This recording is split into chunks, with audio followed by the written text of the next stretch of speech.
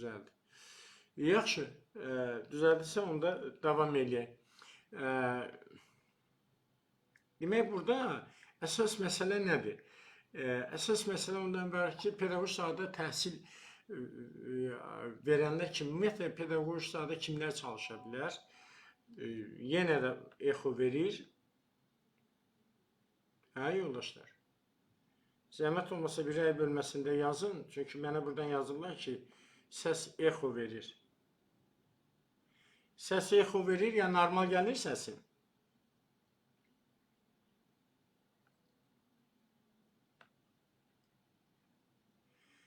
Səsim normal gəlir, yoxsa exo verir? Rəy bölməsində yazın, zəhmət olmasa.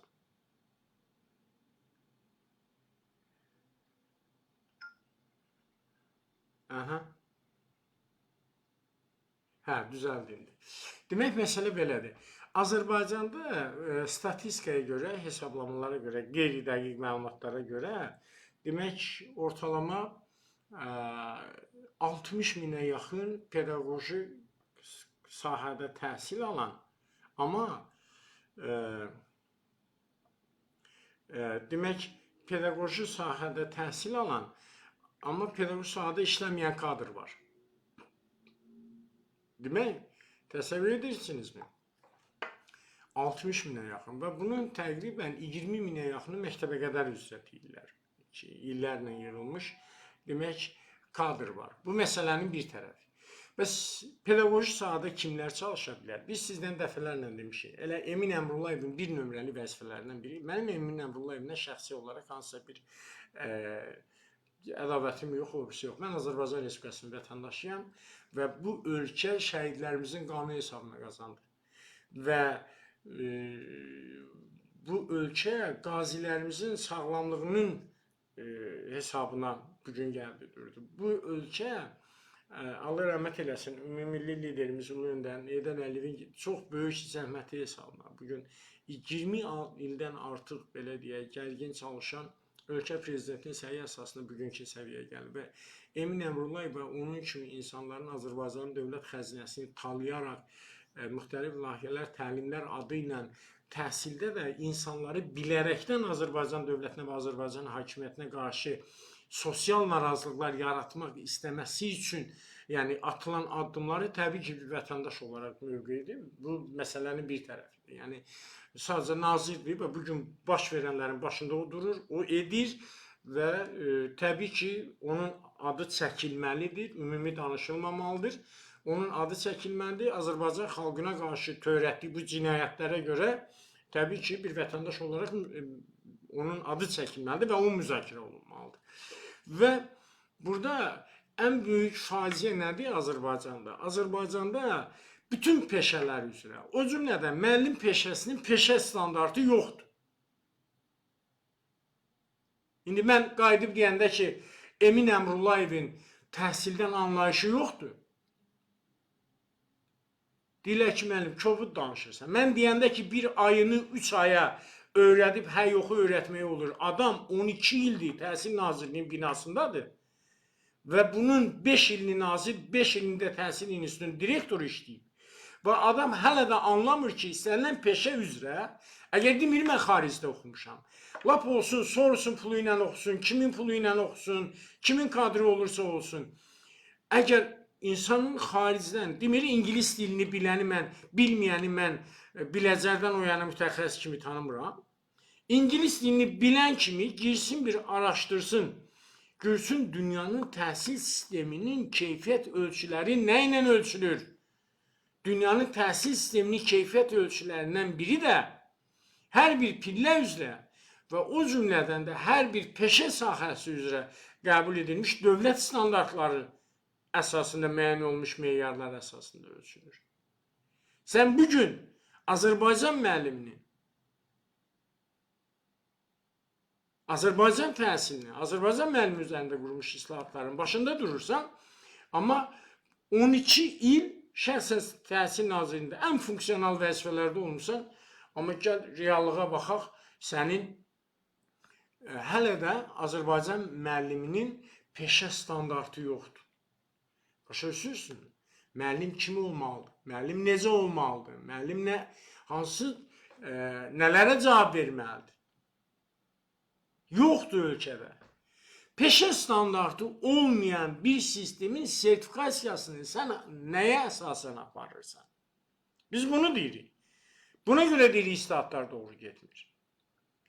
Sən əgər sertifikasiyada peşəkarlığı ölçürsənsə, əgər müəllimin peşəkarlığını ölçürsənsə, müəllim peşəkarlığının kökündə bir də nə durur? Bir də müəllimin tədris etdiyi fənlərlə yanaşı, bir də onun tədris etdiyi fənlərlə yanaşı, bir də müəllimin metodiki bacarıqlarıdır. Və bu metodiki bacarıqlar iki dənə partiyanı birləşdirib dərs demək deyil. Ən az Emin Əmrullayev bir neçə il ümumi təhsil şöbəsinin müdürü, 5 ildə təhsil institutunun direktoru olub. Burada müəllimin pedaqoji bacarıqları, müəllimin psixoloji bacarıqları, müəllimin müasir təlim metodlarını, təlim strategiyalarını bilməsi, onları praktikaya necə tətbiq etməyi bacarıqı. Və sən bunları yoxlamadan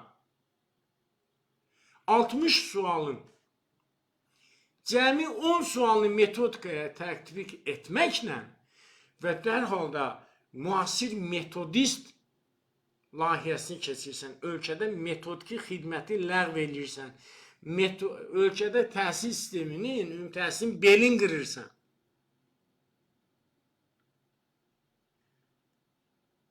Metodika olmadan sən təhsili necə həyata keçirə bilərsən? Bu Emin Əmrullayev biraz yaxın olsun, onun öz dilində. Bilirsiniz, əqli imkanları zəif olan insanlar üçün bilirsiniz də, fərqli dildə izah edirlər. Məsələn, tutam ki, belə bu tip insanlar üçün izah edirsən ki, deyək ki, maşının var, təkəri yoxdur. Çünki ona desən ki, maşının var, benzin yoxdur, deyəcək süt öyük. Kompot tök sürgünən. Yəni, onun düşüncəsi ora qədər işləyir. Amma desən ki, maşının var, təkəri yoxdur, bu gedə bilmir, sən düşünür ki, bunun təkəri var. Yəni, maşının təkəri yoxdursa, o gedə bilməyəcək. Metodika, pedaqoji prosesi işə salan əsas amildir. Əsas bacarıqlardır. Deyək ki, 10 sual sertifikasiyadan, metodikadan salmışsan. Deyək ki, 10 sualın, oradandır. Düzdürmü? Canlı yayımı bəyənib paylaşmağı unutmayın. Deyək ki, 10 sualın oradandır. Və bugün bizim qapalı test sistemində 5 sualdan biri doğru olduğu üçün sən bütün suallara eyni cavab verirsən, 20%, yəni hər 10 sualdan birinə cavab vermə imkanın var. Heç nədən anlayışın olmasa belə. Ən pis halda. 51 bal toplayan yoldaşı sən metodist təyin edirsən. Deyək ki, adam, orada da göstərmirsən. Bunun neçəsini ixtisasdan, neçəsini metodikadan vurur. Deyək ki, adam 50 sualın 50'sini də tədris etdiyi fəndən cəmi bir sualda, metodikadan anlayışı yoxdur. Cəmi bir sualını isə təsadüfən o 20% ehtimal minimumunu 20% ehtimallı olunan səviyyədən vurdu. Düzdürmü? Yaxşı. İndi gəlin izah eləyək. Sən həmin adamı müasir metodist adı ilə, yenə təkrar edirəm, kimə deyirsən dəhşətə gəlmək olar. Sən ibtidai sinif müəllimini, riyaziyyat müəlliminə metodist təyin edirsən. Riyaziyyat müəllimini Azərbaycan dili ədəbiyyat müəlliminə metodist təyin edirsən. Siz təsəvvür edirsinizmi nə deməkdir? Ona görə Elşən Qafarov deyəndə ki, bu nazirin təhsildən anlayışı yoxdur və demək bu mənada deyirəm. Yəni siz illərin müəllimləri olaraq siz düşünün, siz deyin. Aydındır mı? Siz deyin. Bu nə dərəcədə doğrudur? Təhsil islahatını bu şəkildə aparmaq mümkündür mü? Mümkün deyil.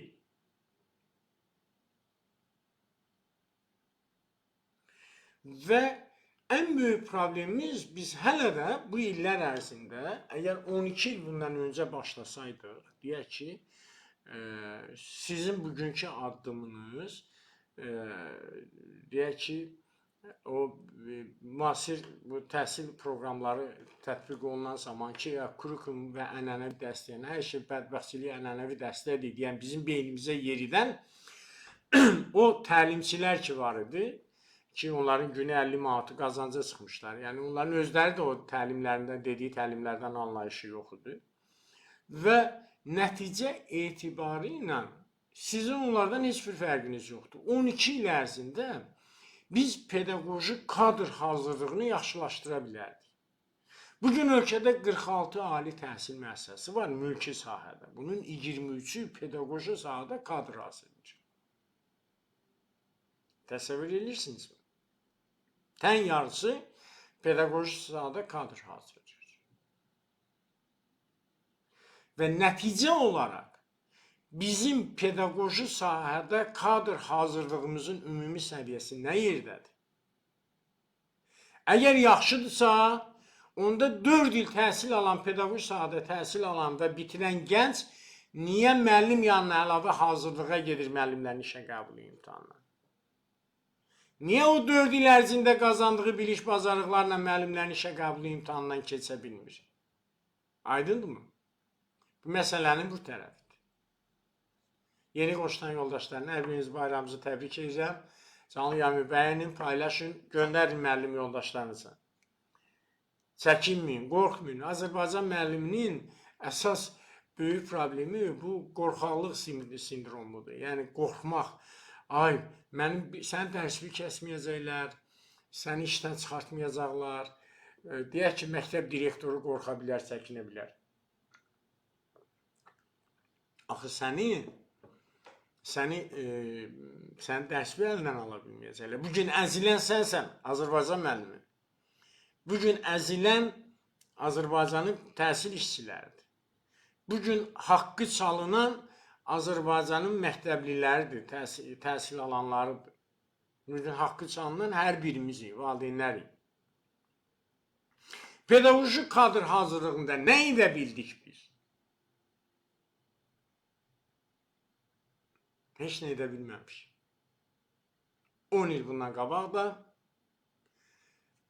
adam ali məktəbi bitirirdi və əlavə müəllim yanına gedirdi, müəllimlərin işə qəbulu müsabiqəsinə getməyə 10 il keçib, yenə də adam, bizim gənclərimiz artıq 4-cü kursdan hazırlaşırlar ki, müəllimlərin işə qəbuluna keçməyə. Qoy hazırlaşsınlar, hazırlaşmaq ziyan gətirməyəcək. Amma problem haradadır?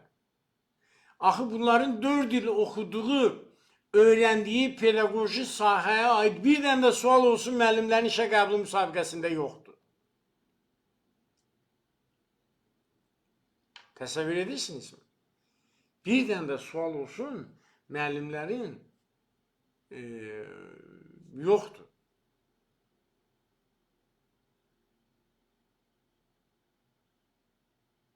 Düzdürmü? Aydın məsələ. Bu pedaqoji kadr hazırlığında yol verdiyimiz nöqsanlardır. Biz pedaqoji kadr hazırlığının qəbul prosesini ayıra bilməmişik. Və nazir vəzifəsini müvəqqəti icra edən və yaxud da ki, zəbt edən, mən yəni belə fəxr edən adam deyə bilmirik. Çünki Azərbaycanın ən uğursuz naziridir. Üstə gəldə ki, nə bilim, necə adlandırasın?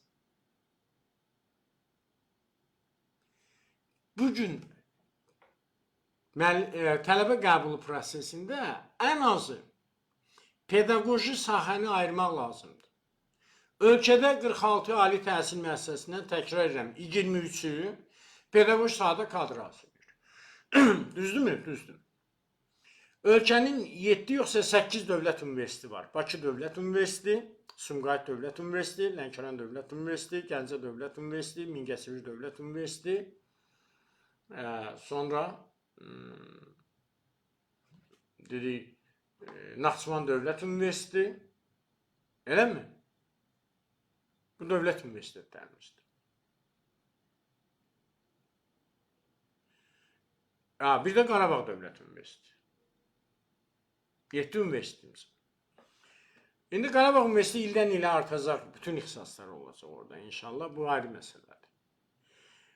Və üstə gəl, yerdə qalan digər universitet, pedaqoji sahədə kadr hazırlayırsa, deyək ki, kimsə riyaziyyat müəllimi olmaq istəyirsə, qoy riyaziyyat müəllimliyinə sənəd versin. 22 universitetin 22-sində də sənəd versin. Topladığı bal hara uyğun olar, ora düşsün. Tarix müəllimi hansı ixtisasda varsa, qoy tarix müəllimliyinə sənəd versin. Hüquqa sənəd verib, gəlib tarixə düşməsin. Mühəndisliyə sənəd verib, gəlib fizika müəllimliyinə düşməsin. Tərcüməçiliyə sənəd verib, gəlib xarici dil müəllimi düşməsin. Həkimliyə sənəd verib, gəlib kimya, biologiya müəllimliyinə düşməsin. Müəllim olmaq istəyənlər gəlsin bu sahəyə. Bu çox önəmlidir. Çox önəmlidir bu. Bu birmənalı şəkildə. Yəni, birinci atılan addım bu olmalıdır.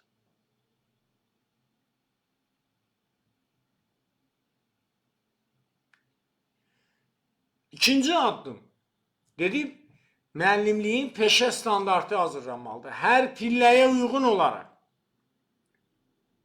Məktəbə qədər təhsildə çalışan müəllimin vəzifələri ilə hər birinizin axşamı xeyir olsun. Bir daha təbrik edirəm, bayramı təbrik edənləri təbrik edirəm. Fikrimi yekunlaşdırıb suallarınıza cavab verəcəm. Məktəbə qədər təhsildə çalışan müəllimin bacarıqları, tələb olunan bacarıqlarla ümumi təhsildə çalışan müəllim üçün tələb olunan bacarıqlar üst-üstə düşmür. Baxın, illərdir. 9 ildir biz məktəbə hazırlığı gətirmişik məktəbə. İbtidai sinif üzrə, yəni ibtidai təhsilin metodikası, fənnini bitirən şəxslər məktəbə qədər təhsildən dərs deyirlər. Bir həftəlik bir kursa cəlb elədik, onlara yalancı bir sertifikat verdik. Amma ən azı məktəbə qədər təhsildən anlayışı olan şəxslər yaxşı bilirlər ki, məktəbə hazırlıqda parta olmur, dərsliklər olmur. 5 yaşlı uşaqları indi də birinci sinifə çevirmək istəyirik. Bu ölkənin təhsilini hansı faciələrə aparacaq, bu ayrı məsələdir. Deyək ki, ali təhsil, bu elmi pedaqoji təhsildir, elmi təhsildir. Ümumiyyətlə, dünya təhsil təcrübəsində pedaqoji təhsil anlayışı artıq qalmıyor. Pedaqoji fəaliyyət qalmıyor, elmi pedaqoji. Və dünya təhsil sistemində əsas götürüləcək şərt odur ki, hər bir uşaq bir təhqiqat mənbəyidir. İkinci atılacaq addım, dedik ki, bir, müəllimlik peşəsinin, Dövlət İmtahan Mərkəzinin bütün ixtisas fənləri üzrə olan müəllimlər ayrılmalıdır, peşə üzrə sənəd verilməlidir. İkinci, müəllimliyin peşə standartı təzyiqə oturub hazırlanmalıdır. Azərbaycan müəllimi hansı standartlara cavab verməlidir, hansı keyfiyyətlərə malik olmalıdır və ali təhsil üzrə akreditasiya zamanı bunlar nəzərə alınmalıdır. Bu bilməlidir. Akreditasiya zamanı nəzərə alınmalıdır. Pedaqoji sahədə kadr hazırlığı, xüsusilə də 4-cü kursun sonunda dövlət imtahanları veriliblər, yoxsa orada digər axır attestasiya olur. Attestasiyanın nəticələri həmin standarta uyğun olmalıdır. 4 il dövlət hər bir vətəndaşa bu qədər pul ayırdı. Kadr hazırladın, dövlətin verdiyi standarta uyğundurmu? Yəni, tələb, təklif münasibəti üzərində qurulmalıdır kadr hazırlığı. Dövlət tələb eləyir ki, mənim, bax, bu standarta uyğun olaraq kadr hazırlığı.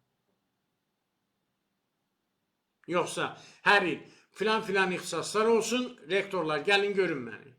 Nə qədər tələb olsun hər ixtisaslar, bu qədər. Rektorlar gəlin görün məni, bu bazar münasibəti ilə olmur. Və dedik ki, hökmən müəllimliyin peşə standartı hazırlanmalıdır. Üçüncü addım. Üçüncü addım. Birmənalı şəkildə orta ixtisaslı şəxslərin müəllim peşəsinə qəbulu dayandırılmalıdır bundan sonra. Hal-hazırda işləyən orta ixtisaslı təhsilli və təhsilli şəxslər, yəni vaxtı ilə kollec bitirmiş şəxslər üçün dövlət proqramı qəbul edilməlidir. Onların subbakalavriyatı bakalavriyata çevrilməlidir. Ayıbdır. Bugün təhsili demirəm inkişaf etmiş ölkələr. Təhsili inkişaf etmiş ölkələr pedaqoji sahəyə, müəllimliyə, nə məktəbə qədər, nə ümumi təhsildə, bakalavriyatı hətta qəbul eləmirlər. Deyirlər, magistr təhsili olmalıdır. Bu sahə elmi pedaqoji sahədir. Biz hələ orta ixtisasları işə cəlb edirik. Bəs indiyə qədər oxuyan şəxslər üçün də müəyyən güzəştlər və yaxud da olmaq şərti ilə onların əlavə, yəni 2 il oxuyaraq bakalavriyat dərəcəsi alması üçün müvafiq dövlət proqramı olmalıdır. Amma ilk növbədə sistemdə işləyən subbakalavrlar üçün, orta ixtisaslar üçün xüsusi dövlət proqramı təyin olmalıdır ki, bunlar işdən ayrıla bilmir. Yəni distant təhsil və yaxud da hibrid təhsil olsun, tətil dövrlərində gəlsinlər və yaxud dərs zamanı onlayn dərslərə qoşulsunlar və s. Bu əsas şərtdir. Müəllimlərin bu subbakalavr məsələsinin qarşısını almaq lazımdır.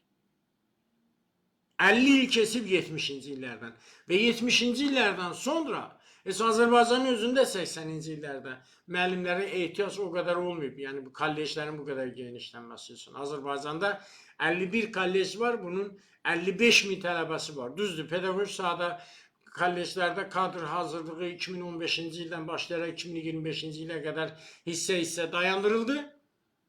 Amma bugün sistemdə orta ixtisaslı, yəni kollec bitirənlərin sayı kifayət qədərdir.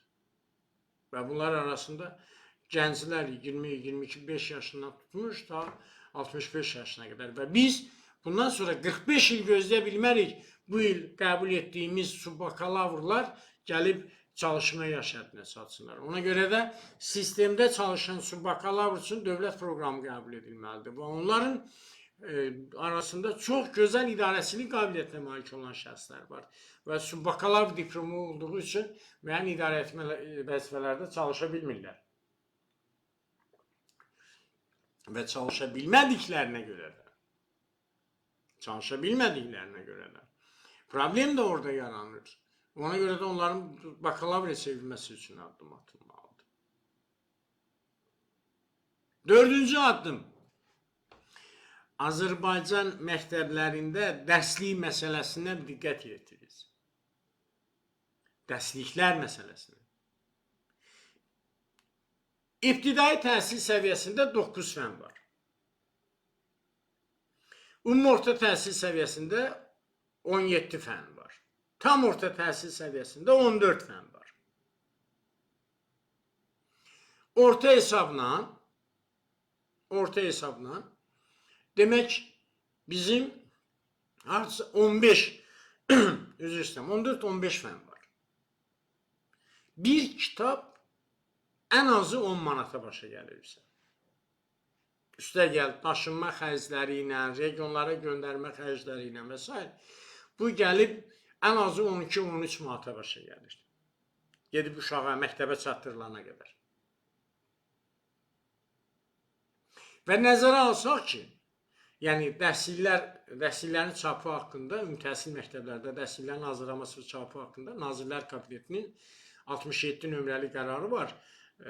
2021 yoxsa 23-cü il.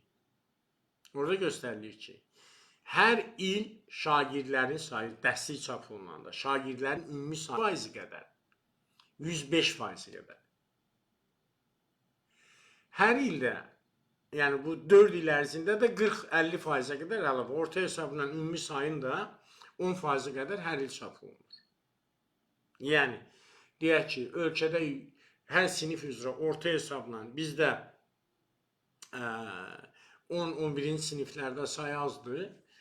Orta hesabla 90-95 min arasıdır. Amma aşağı siniflərdə 120-130 mindir. 1-9-cu siniflərdə. Yəni 100 minin üzərindədir bu rəqəm. və hər il milyonlarla manatlar gedir. Amma bir şagirdə 11 il ərzində ən azı 2000 manat, yəni 1500 kitabın xərci, daşınma xərclərlə illər 11 il ərzində daşınma xərclərində hesablasaq və bu 1500 manatdan 2000 manata qədər dövlətə başa gəlir. Amma 1700 şagird üçün planşetlərin hazırlanması, bir planşet 300, 400, 500 manata başa gələcək və 11 il ərzində hər il yenilənəcək, yeni dərsliklər, üstəgəl testlər, digər çalışmalar və s. hamı planşetdə olur. Bir dəfəlik bu problemdən. Yəni biz ən azı 3-4 dəfə dövlətə, büdcəyə daha az başa gələcək.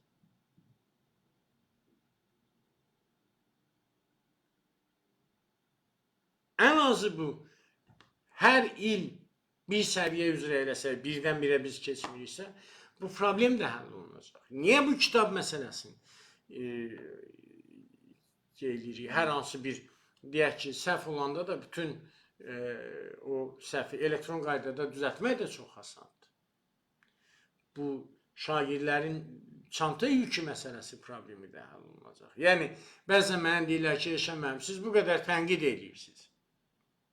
Mən qış yoxusundan oyatmaq istəyirəm Əmrullayevi ki, Azərbaycan dövlətinə qarşı bu xəyanət yolunu tutma.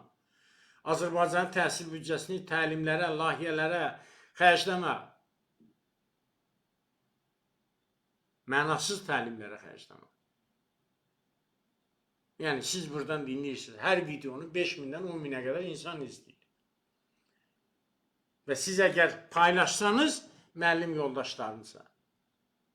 Bu videolar eyni zamanda canlı yayın bitəndən sonra Tam TV Eşən Qafarov YouTube kanalında da yüklənir. Siz müəllim yoldaşlarınızla paylaşsanız, daha çox müəllimi biz maarifləndirsək, daha çox müəllim dinləyəcək. Və mən ona görə deyirəm ki, bir təhsil naziri 5 oktyabr 8 martda az qalır üz-gözün cırmaqlasın. O, özü kimi birisini gətirib, Səbuhi Rızayev. İctimaiyyətlə əlaqədar. Müəllimlər 8 martda pul yığacaqlar. Müəllimlər 5 oktyabırda pul yığacaqlar. Bu bəyanatları verib Azərbaycan müəllimini gözdən, nüfuzdan salmaqla özü utanmadan qayıdıb deyir ki, niyə pul yığılmasın olimpiyadaya? Nə qədər pulsuz olar? Elə bil ki, babasından qalma və yaxud da ki, kimindən qalma bir şeydir ki, burada bu pullu fəaliyyət göstərə bilər. Və sual olunur. Son vaxtlar mən kenguru ilə bağlı çox danışıram. Əgər kenguru olimpiyadası doğrudan da qanuni olimpiyadası, niyə pullar nağdsız hesablaşmalar haqqında Azərbaycan Respublikasının qanuna uyğun olaraq hesaba yox, nəqd şəkildə köçürdür? Ümumiyyətlə soruşmaq istəyirəm. Emin Əmrullayev və Elnur Əliyev, yəni Azərbaycan təhsilini şərik, bazar kimi işlədən bu iki şəxs, kengurudan toplanan pullar hansı hesaba köçürdür? Və yaxud da nəqd şəkildə çamadanlara doldurulub Bakıya gətirilib sizə təhvil verilir. Fransada olan qohumlarınıza hesabına buradan nə qədər köçürürsünüz? Və siz iki şərikə buradan nə düşür? Amma bu çıxışlardan sonra bu il üçün məktəblərə əvvəldə 40% plan vurmuşlar, salıblar 4%-ə. Yəni, məktəbin şagirdlərini görün, həyasızlığa baxın. İndi bizim çıxışlardan sonra kenguru ilə bağlı və ictimaiyyət və digər sosial şəbəkələrdə də yoldaşlar da artıq, müəllimlər də başlayıb yazmağa, yazın. Yazın kenguru ilə bağlı olan qanunsuzluqları. Mənim şagirdlərimizin kenguruya getmək kimi bir problemim yoxdur. Nə qədər çox olimpiyada olarsa, bir o qədər yaxşı.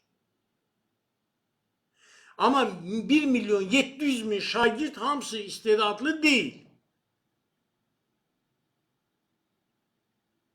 Yerdə qalan şagirdlərin olacaq.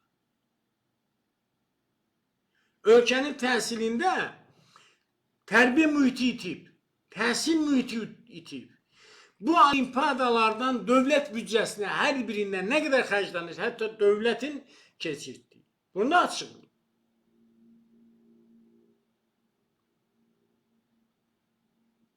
Məsələnin başqa bir tərəfi nədir? Məsələnin başqa bir tərəfi isə odur ki, bu kenqurudan siz bu qədər pulu yığırsınız. Yaxşı, deyək ki, lap ölkə üzrə 1 milyon 700 min şagirdin 4%, bu haradasa yenə gəlib bir 400 minə çatır. 400 min pulu az pul deyil. Niyə əgər qanunidirsə bunlar, niyə hesabdan hesaba köçürülmür? Qoy valideyn girsin, elektron qaydada hesabınızı qoyun, ödəsin ora. Niyə nağd şəkildə yığılır? Niyə müəllim valideynə yalvarır ki, o 20 manatı verginə verməsən, məni məcbur eləyirlər, mən ödəməliyəm. Sən ondan sonra o müəllimdən nə gözləyirsən, o valideyn, o məktəbə, o müəllimə hansı hörməti qoyacaq? Bir ölkənin təhsil naziri ki, müəllimi məcbur eləyir, sən valideyndən yalvar, yaxar pul alandan. Sonra da utanmadan üz-gözümüz cırmaqlayır o olur ya, o bunlar başında mən ki, üz-gözünü cırmaqlayır ki, ay amandır 5 oktyabrda pul yığılacaq, ay amandır 8 martda pul yığılacaq.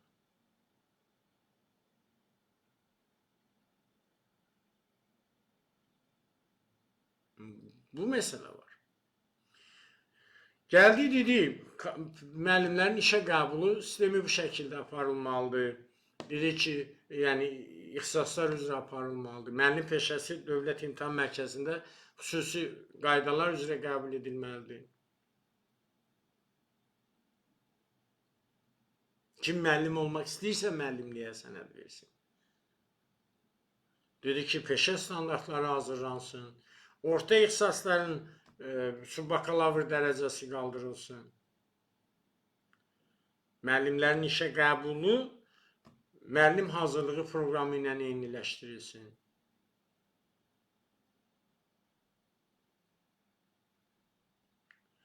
Və təhsil sahəsinin içərisindən yığılan kadrlar içərdən aparılmalıdır. Yoxsa bu Elnur Əliyevin komandası da, dünən biri vardı, özünə bir komanda yaratmışdı. Nə idi onun adı? Təhsil menecerləri. Yaxşı. O getdi, onun layihəsi dağıldı. İndi Elnur Əliyev gəlib dövlətin büdcə təhsil menecerləri üçün nə qədər dövlət büdcəsinə pul xərclənmişdi. Axı elində sonunda yenə də o müəllimin verdiyi verginin hesabına bu büdcə formalaşır. Vətəndaşın verdiyi vergi hesabına formalaşır. Daha sonra biz gəldik, deyək ki, ən təhlükəli amillər ölkə təhsili ancaq imtahanlar biz başa düşəmirik. Bu qədər imtahanın keçməyə nəticəsi nə olur? Sən çox mərhələli keçirdiyin direktor və özün güvənmirsən. Nə dərs bölgüsünün, nə digər məsələni.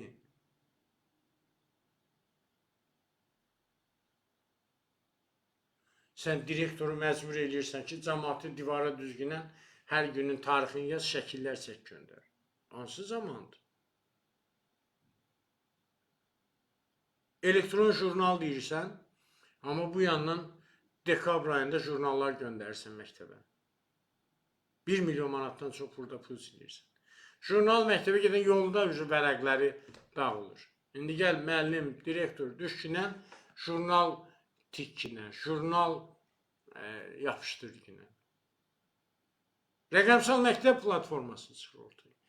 Niyə qayıdıb demirsən ki, bax, burada uşaqlar və müəllimlər, işçilər elektron üz tanıma vasitəsi ilə işə girib çıxacaqlar, məktəbə girib çıxacaqlar. Niyə təmin eləmirsən?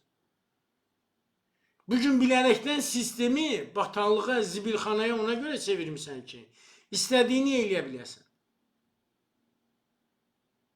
İstədiyini eləyə biləsən. Çünki Əmrullayevin əsas, yəni, əgər bu şəkil olmasa, bərbad hal olmasa,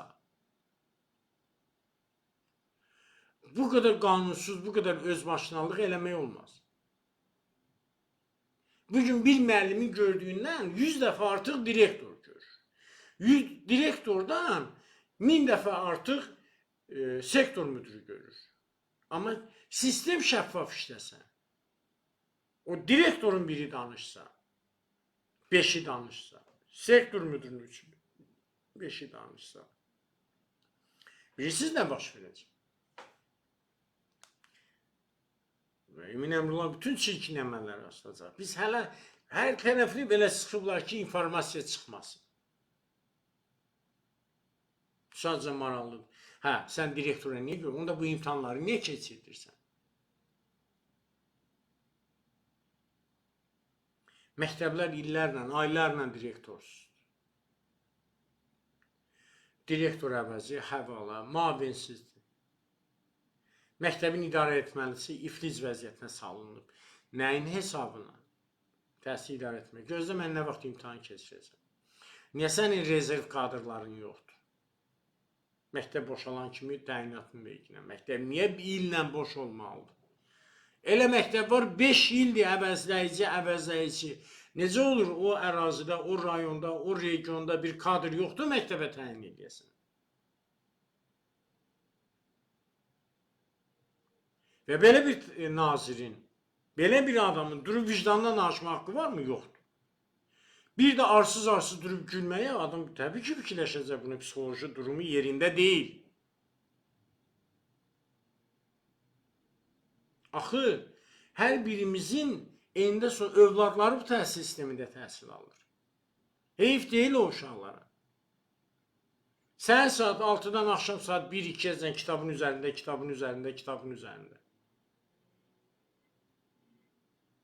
Amma bilirsiniz, bunların öz uşaqları ilinə 15, 20, 30 min verib xarici, belə deyək, beynəlxalq kurikulumlarla olan özəl məktəblərdədir. Orada belə deyil. Beynəlxalq təhsil, yəni kurikulum sistemində belə deyil. Yazda gəlir Sovet təhsil sistemində. Getdi, saat 9-da, 9-un yarısı dərsə, 11-12-də dərsi bitdi. Ondan sonra onun istirahatı olmalıdır, oynamalı olmalıdır. 1 saat, 2 saat da dərs çalışması olmalıdır. Öz uşaqlarını bizdən uğurladığı pullar hesabına özəl məktəblərə qoyurlar. Və bizim övladlarımızın, bu millətin övladlarının oxuduğu təhsil sistemini bərbad halal salırlar. Və sonra da gəlib vicdandan danışırlar. Utanmadan bir müəllim şəftəli sözünü yaza bilmir.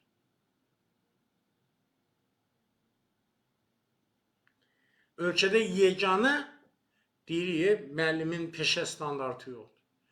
Peşə standartını kim hazırlamalıdır? Təhsil institutu hazırlamalıdır. Təhsil institutu hansı işlə məşğuldur? Təlimlər, layihələr satmaqla. Azərbaycan pedaqogikasında, Azərbaycan təhsil sistemində hansı elmi pedaqoji araşdırmalar aparılır?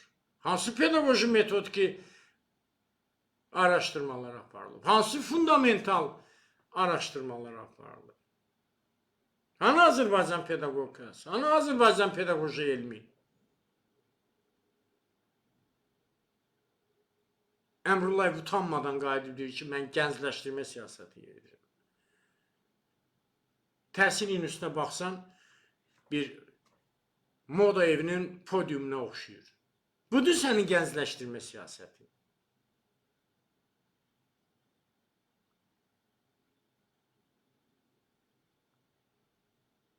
İstər regional təhsil idarələrinin, istər Bakı təhsil idarəsinin direktorlarla olan iclaslarına bax ki, adam bir hansısa şadlıq evindən çıxırlar. Məktəbə gedəcək geyimini düzgün seçə bilməyən insanları sən təyin edə bilmirsən. Və il boyda imtahanlardır. İl boyda imtahanlardır. Bu da Emin Əmrullayevin iç yüzü. Sonra da utanmadı dövlət. Sizin dövlətçiliklə bağlılığınız yoxdur. Sizin dövlətçiliklə bağlılığınız yoxdur. İki qrupdur. İkisi də xaricdən idarə olunur təhsil nazirində. Biri-birini qırırlar.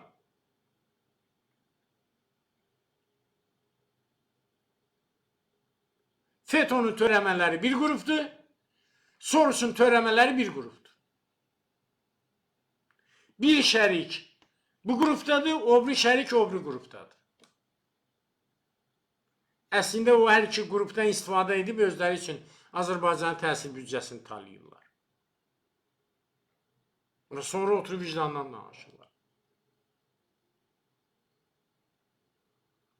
Dəyərli izləyicilər, baxın, göstərin ikinci bir sahəni ki, təhsil sahəsindən başqa bu qədər böyük narazılıqlar olsun. Yoxdur ikinci bir sahə. Təhsil insanların son ümididir. Övladı insanın son ümididir də, onun üçün yaşayır. Və onun gələcəyini bu şəkildə görüb, ailəsinin zülümlə qazandığı son pulunu aparıb repetitorlara, kurslara verir ki, övladı oxusun. Niyə? Niyə məktəb bunu verə bilməsin? Çünki məktəb mühitini saxlamayıblar. Müəllimdən, məktəbdən, məktəb direktorundan təhsili soruşan yoxdur. Tərbiyəni soruşan yoxdur. Heç nə yox. Təhsili idarənin başda nazirdən tutmuş, ta qapısına qədər bunların özünün tərbiyəsi yoxdur. Baxın, görün.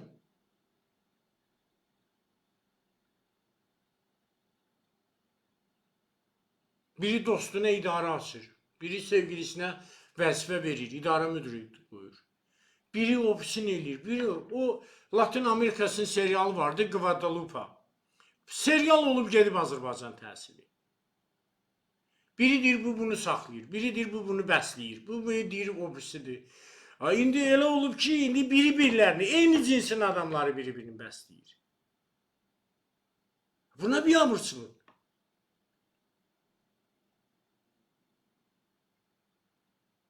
Keçən müraciətlərimin birində müraciət elədim ki, zərrə qədər özümə hörmətim varsa istefa verdim. Amma son vaxtlar getdikcə, xüsusilə də təhsil müəssisələrində olan o baş verən, yuxarıdan aşağı gələn tərbiyəsini görəndən sonra Emin Əmrullayevin ancaq yarım metrə kəndirdir, ya özünə ya da ki, həbs olunmalı adamdır. Azərbaycan təhsilini bu günə qoyan bir insanın Azərbaycançılıqla aidiyyəti yoxdur. Bir erməni faşistini gətirib, Azərbaycan aşotu, nə bilim, vazgeni gətirib, Azərbaycan təhsilinə rəhbər qoysaydılar və ona tapşırıq versəydilər ki, sən Azərbaycan xalqının gələcəyini bu qədər tapdalar. Dağıt Azərbaycan təhsilini Emin Əmrullayev qədər uğurlu ola bilməzdi. Məsələ buradadır. Və bu baxımdan istəyirsən, bax, bugün də paylaşdım. Gəlin, oturun, dəimi masa təşkil edə təhsil mütəxəssisləri, jurnalistlərin qabağına çıxıb orada şou göstərməklə deyil. Onlar jurnalist, onlar təhsil mütəxəssisi deyirlər. Çağır təhsil ekspertlərini də, təhsil mütəxəssislərini də çağır.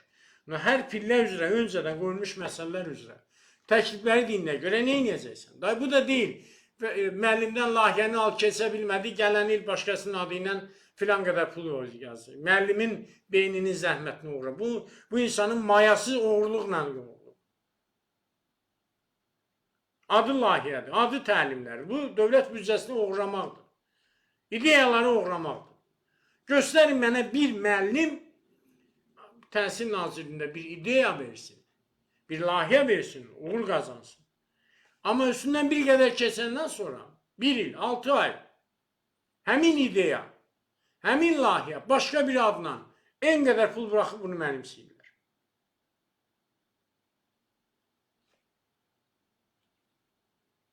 Bax, məsələ buradadır. Bu baxımdan düşünürəm ki, biz bir neçə gün bayrama görə bir yerdə demək görüşə bilmədik. Yəqin ki, bayram günlərində fikirləşdik ki, həm istirahət eləyəsiniz. Bir də hər birinizin bayramını təbrik edirəm. Videonu bəyənin, paylaşın. Bir neçə dəqiqədən sonra videonu Tam TV Elşən Qafarov YouTube kanalında, Tam TV Elşən Qafarov kanalında yükləyəcəm. Oradan da dinləyənlər bəyənsinlər, paylaşsınlar və bundan sonra yenə də bayram keçdi artıq. Bir daha yenə deyirəm.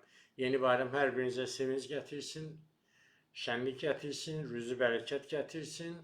Və ən əsaslısı Azərbaycan təhsili bu Soros FETÖ balalarından təmizlənsin, törəmələrindən təmizlənsin və təmizlənəcək də inşallah.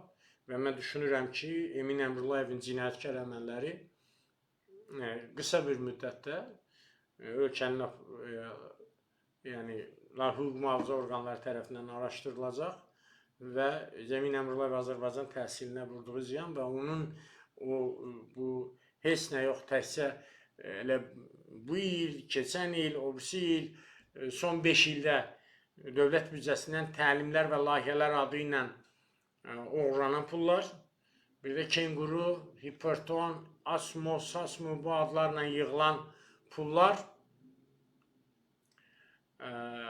demək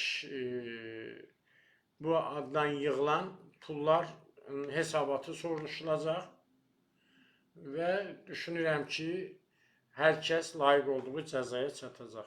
Mən sizə təşəkkür edirəm qoşulduğunuz üçün.